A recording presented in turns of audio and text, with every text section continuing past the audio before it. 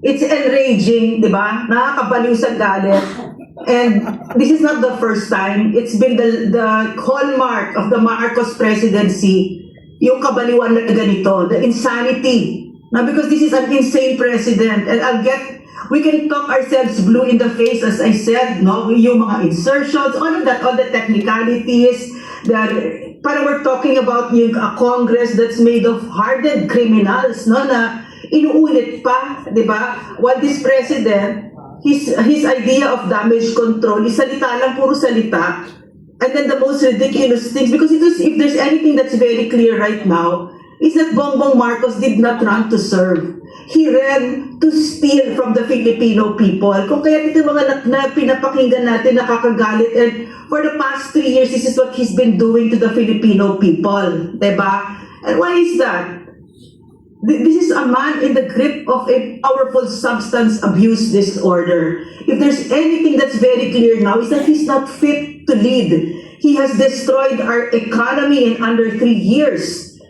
And the amounts that we're talking about right now are staggering, nakakahina. And we know what that means. What those amounts mean, no? Is that yung mga bahay na na-wash out, yung mga nalunod na mga kababayan natin, yung mga nagugutom. And this is why we need to speak out, because they're not able to speak out, di ba? And if there's one thing that we also know, this could not have been possible under President Rodrigo Roa Duterte. In the end, the buck really stops with Bongbong Marcos. And apart from di ba, Ferdy said, Attorney Topacio said that yung statement ni Zaldico. Why is it heavy? It's also heavy because he's the appropriations chair. Diba? Mabigat yung sinabi niya. So, and yet, niloloko ko ang Pilipino, no? Walang kahihiyan itong Marcos administration na ito. That ICI is a load of crock talaga, bullshit. Because it was created by Bongbong Marcos, his appointees, no? These are his appointees, and they will not touch Bongbong Marcos nor Martin Romualdez. And at the end of it, ang kakapal talaga ng mga mukha, walang kahihiyan sa Pilipino. The impunity, the brazenness, and we'll always go back to the privilege of having served my country under PRRD, which fortunately, no, for us, he gave us a standard. And I'm afraid that we're going to lose that outrage, and we should never lose that outrage. Isa pa yan, no? Just to look at PRRD in The Hague, yan ang ginawa ni Bongbong Marcos. It's a heinous crime. Extraordinary rendition. So, all in all I really just want to say, as a doctor, no, we can cure the symptoms. We can say, we'll do this, yung katulad ng ginagawa niya, no? He'll fire all sorts of people, other secretaries niya, si Lucas Bersamin, etc., etc. Pero siya yung kailangan mag-resign. He has to step down. He is fully incapable of leading our country. It's like having a patient with cancer. You're going to manage the fever, the appetite loss, but in the end, it's the cancer, and the cancer is Bongbong Marcos. He is fully incapable. He is a plunderer. He is a criminal, the extraordinary rendition of PRRD, and he is a drug addict. At the very bottom of this is because he is a drug addict. His family members are drug addicts. In the real world, if you refuse a hair follicle drug test, it is the same as a positive test, and you get fired. It's the same thing now. No, so I guess that's all I have to say. It's wonderful listening to all of you. Kasi parang, akala ko ako lang yung galit eh. Tsaka alam mo yan si Madriaga, yung asset natin ang sinasabi, siya yung nilapitan ni Trillanes para i-assassinate si Vice President. The Vice President knows this. No, so, the takedown of the Vice President, it's so brazen, it's so shameless, the utter disregard for the Constitution. All of this is happening under the watch of a drug addict. So we should not be surprised anymore that all of this madness is happening, and that madness has to stop, and he has to step down. Bongbong Marcos has to step down now. Otherwise, he's going to bleed our country dry. He's doing it now. On one hand, he's going the rounds with all of his ridiculous statements na nagpapapogi na about good governance and about corruption. So he's so against it. But on the other hand, he's sending Vince Dizon, his alter ego, to steal from us. No, so nakakahiya itong president na ito. He has to step down. That is the moral obligation of our generation, not to allow any Marcos ever again. That's it. Thank you. Thank you, Dr. Lorraine, for that. May question po na pumasok dito ngayon from Dare to Us. Sa mga hindi pa po nag-follow ka Dare to Us, siya yung pina-follow ko if I want to understand about the budget. Yeah. Kasi yun yung parang focus niya. So may question siya rito. I don't know if anyone from our panel can answer this. This is about the budget, mismong budget ng House of Representatives. Sabi rito, we would like to ask po bakit ang budget ng House of Representatives ay walang public deliberations. No presentation of budget, no scrutinization like other government agencies. We would like to raise the issue of excessive cash balance of the House. According to 224 COA report, may 27.6 billion cash and cash equivalents ang House of Representatives as of December 31, 2024. In 2023, it was 18.657 billion. According to the report, it was earmarked for payment of payables already obligated and due for payment in the ensuing years. Pero po, ang total liabilities of the same COA report in 2024 is 481 million pesos only. Bakit po ang daming cash ng House? For what purpose? Yearly, there is also a realignment of funds from personal services and capital outlay to MOOEs. And on top of that, 17.324 billion pa silang net to GAA increase in 2025 and 10.5 billion increase in FY 2026 budget. Bakit ang dami nilang cash at bakit patuloy ang increase ng kanilang budget na walang public budget deliberations, no scrutinization, no questions? I consider this a hypocrisy on the part of the House scrutinizing other agencies, pero ang budget nila hindi nangyayari sa budget nila. Anyone can answer. Actually, ganito yan, ano? The fundamental question there is, bakit walang deliberation? Simple. Ayaw nilang ipaalam sa atin. Case in point, the 2025 GAA was unconstitutionally certified as urgent. Can you imagine? Budget urgent.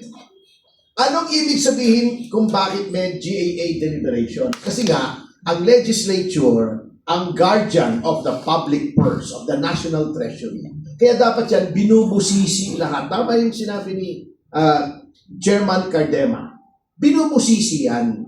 Bakit ganito? Bakit ganon? Ito bang agency na to? Nagamit mo ba yung binigay namin sa'yo? Hindi mo pala nagamit? Bakit ka namin bibigyan ulit? Etong binigay namin sa'yo, bakit dito mo ginamit sa ibang purpose? Dapat makastigo ka, etc. Can you imagine that 2025 GAA was certified as urgent? What does certification of urgency mean? It means that you dispense with the reading, the first, second, and third readings on 3 separate days. Meaning to say, isang araw lang, pwede ba nang i-approve yung pending legislation? Anong purpose ng certification of urgency? Nagkakagulo. Di ba? Pag di-declare ka ng national emergency by law, urgent yun. Lumindol. Nagkaroon ng the big one, wag naman. Kailangan ipasa ba itong supplemental budget in 1 day. Ang daming natabunan, ang daming nagugutom ng tubig, walang kuryente, 1 day. Pero budget, urgent. Di ba kinall out niya si Pangulong Marcos ni Justice Lloren in his separate opinion? It is unconstitutional because you do not use a certificate of urgency on the budget which is supposed to be subjected to the longest debate. Kasi unang-una, yan ang budget ng bayan. Pangalawa, 1 taon a-applyan. At number 3, billion, trillion pa nga ang involved. So, bakit maraming cash? Iniipit nila yung cash. Bakit walang public deliberation? Napilitan lang sila. Eto, kung napapansin nyo, napilitan lang sila sa MyCam. Pero kung napapansin nyo, sino man nanood nung sa MyCam, nagtyaga. Nagtyaga ako eh. Mag-a-adjourn sila. Bago magpupulong-pulong sila noon, magkukumpul-kumpul sila sa isang lugar. Hindi rin natin alam kung anong pinag-uusapan. Bago mag-re-resume, meron ng desisyon. Wala rin. Ila-livestream pa nila. Walang iniwan yun doon sa ICI eh. Merong guidelines for live streaming, pero umpisa nung na-create yung ICI noong September, itong taong ito, ilan ang ni-live stream na hearing? Isa! Exactly one hearing. Yun ang nangyari sa ICI. Pinaglolo ko tayo. Public daw, live stream, pero recess, private consultation doon sa bandang likod, kitang-kita naman eh.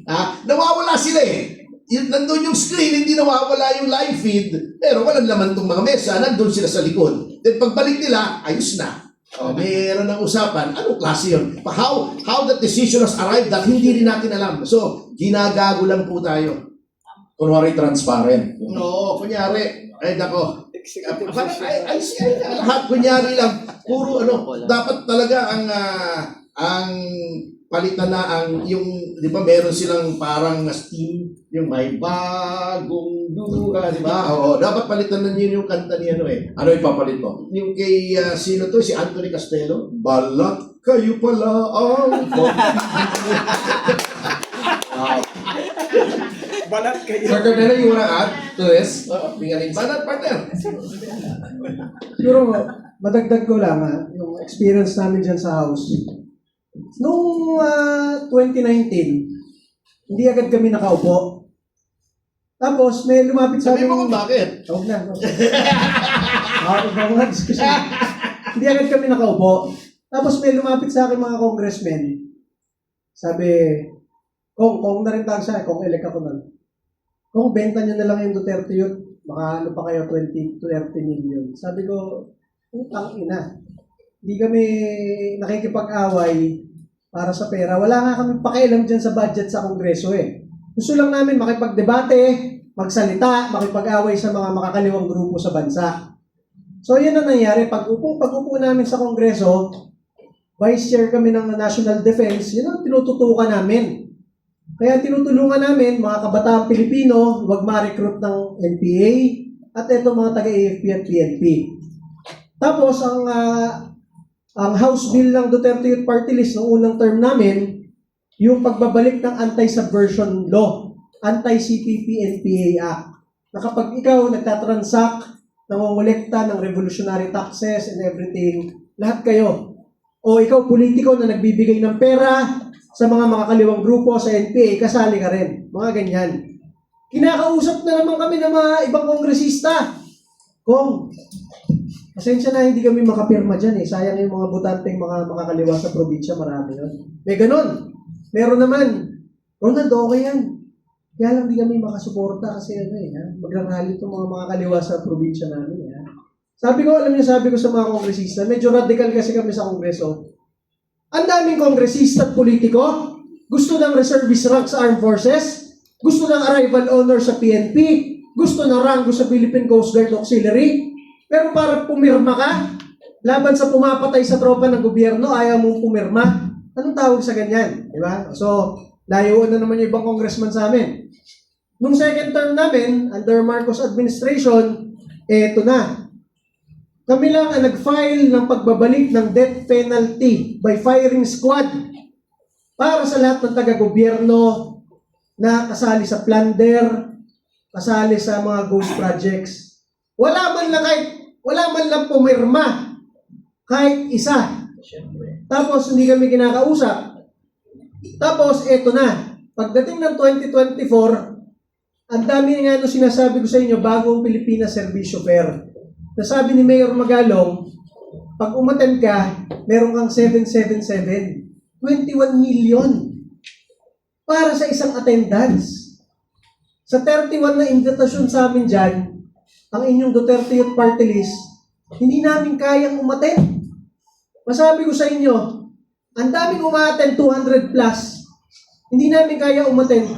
Tuwing magpapadala ng invitation ng Office of the Speaker, pino-forward ko kay Congressman Pulong Duterte at kay Vice President Sara Duterte. Sabi ko, ma'am, hindi kami attend sa ganito Minsan nag-invite sa Davao pa. Davao City pa mismo. Sabi ko, ma'am, sorry, hindi kami attend kahit Davao City to. Alam ko namang sa kabilang side to. So, ganyan ang nangyayari. Kahit nung mismong Quadcom hearing ni Pangulong Rodrigo Duterte, 14 hours mula 10 a.m. hanggang 12 midnight, Duterte Youth Party List. Hindi namin kayang hindi ipagtanggol si Pangulong Duterte. Kahit sinasabihan kami ng mga kongresista doon, pare, huwag kayo magsasalita dito Naka-register na kaming magsasalita. Tinanggal pa kami sa listahan. Nilapitan ko lang yung Quadcom. Sabi ko, pinagsalitaan niyo yung tatlong makabayan? Kami hindi, magwawala ako dito. Wala akong pakialam. Sinabi kong ganon. Kaya nung 11 p.m. nakapagsalita kami 1 hour before mag-adjourn. Kasi galit nga ako dito sa mga makakaliwa Bakit ang daming privileges ng mga makakaliwa doon? Tapos kami, gusto lang namin magsalita, ipagtanggol si Rodrigo Duterte na nakasalang sa Kongreso, ayaw kaming pagsalitain. Wala ba kaming karapatan bilang kinatawan ng taong bayan? Napakaraming Pilipino, wala man lang boses sa Kongreso, wala man lang magtanggol kay Pangulong Rodrigo Duterte. Kaya sabi ko, magwawala ako dito pag hindi niyo pinagsalita Duterte yun. So, ganyan ang aming status sa House. Hindi kami nakikialam dyan sa mga kaperahan sa House. Medyo outsider kami. Hindi kami umaten sa bigayan ng kahit ano dyan. Kahit sabihin na, Kong, meron nga lumapit sa akin, Kong, nakaano na ako. 300 million na. Meron isa, naka 600 million, nakaka-attend lang. Duterte Youth Party List ninyo, masabi ko sa inyo, kahit piso, wala. At masabi ko sa inyo, eto sa Pilipinas, sa Pilipinas, pupunta ako sa barangay, pupunta ako sa isang bayan, pupunta ako sa isang probinsya. Tapos ang sasabihin ng mga politikong kausap ko, pare, mag-e-eleksyon na dito, 500, 1,000 ang bayad sa kada botante. Kailangan nyo yan para manalo. Tangin na ako, iinom na naman ako ng losartan. Yung losartan sa high blood yun. Sabi ko, ina. Bakit ganito yung mga sinasabi sa akin ng mga barangay chairman, mayor, gobernador na pinupuntahan namin? Dito na lang daw mag-invest sa probinsya nila.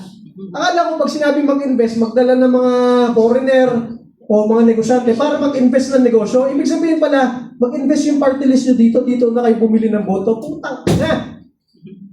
Masabi ko sa inyo, ang Duterte Youth Party List ninyo, nanalo ng halos 2.5 na milyon na boto ng mga Pilipino, kahit isa doon, wala man lang binili, kahit piso. Ibig sabihin, ang mandato ng inyong Duterte Youth Party List nakakuha ng 2.5 milyon na boto dahil sa paniniwala sa aming pakikipagdebate at pagsasalita para sa taong bayan. Isipin ninyo, ang Armed Forces of the Philippines at Philippine National Police, Commander-in-Chief nila si Bongbong, pero sa 150 na party list, ang number 1 sa AFP at PNP ngayong taon na ito, Duterte Youth Party List. Sinasaluduhan mo yung Commander-in-Chief mo, pero ang ibinoto mo, yung kaisa-isang party list na naghain ng impeachment para matanggal ang Commander-in-Chief mo. Ganun ang sentimiento ng ating mga pulis, sundalo, mga OFWs buong mundo. Wala kaming ma-hire kahit isang coordinator sa kahit anong bansa buong mundo dahil walang pera ang inyong Duterte Youth Party List.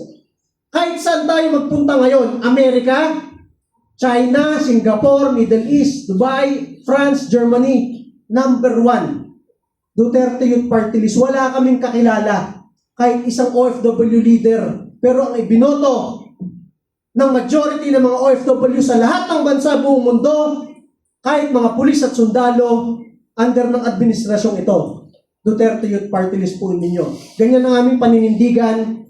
At ngayon po, final natin sa Supreme Court yung aming kaso laban sa COMELEC. Makikita doon ng Korte Suprema. Ang sinasabi lang ng COMELEC, meron daw kaming hindi na-publish na papel noong 2018 nung nag-a-apply kami.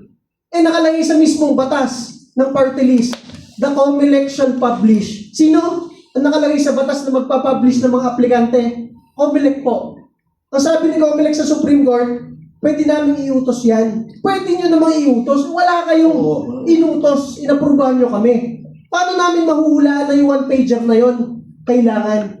Lastly na lang masabi ko sa inyo, sa dami-dami ng party list dyan na bumibili ng boto, sa dami-dami ng party list dyan na nangungurakot, kahit mga kongresista, may kaso ngayon, may alam ng taong bayan nangungurakot kasama sa mga bilyon-bilyong kalokohan ngayon. May kaso ba sila? Wala. Ang tinanggal yung kaisa-isang party list na nakakuha ng 3 seat sa Kongreso, binoto ng 2.5 million na Pilipino, kaisa-isang nagbabalik ng death penalty para sa kurakot sa bansa. Tayo ang pinagtulungan, tayo ang tinanggalan ng budget, tayo ang tinanggalan ng seat sa Kongreso. Pero masabi ko sa inyo, kahit wala tayo sa Kongreso ngayon, kahit sa barangay ng Pilipinas tayo magpunta ngayon, sinasabi ng taong bayan, Sir, Duterte Youth Party List po kami, binoto po namin kayo. Hindi tayo yung kahit saan ka magpunta, yan yung mga nangurakot ng bilyong-bilyong maleta. Hindi tayo ganon. At dahil dyan, sa inyong pagtitiwala na ating mga kasama sa social media, mga vloggers, at ng milyong-milyong Pilipino, kaya nabubuhay ang Duterte Youth Party List. Alam ko, makakabalik tayo sa Kongreso at putang ina lahat ng kailangan reforma dyan sa Kongreso na yan at sa ating gobyerno. Lalo na pag naging Pangulo si Sara Duterte, tayo ang magbabago ng Pilipinas. Talagang Rob. Ako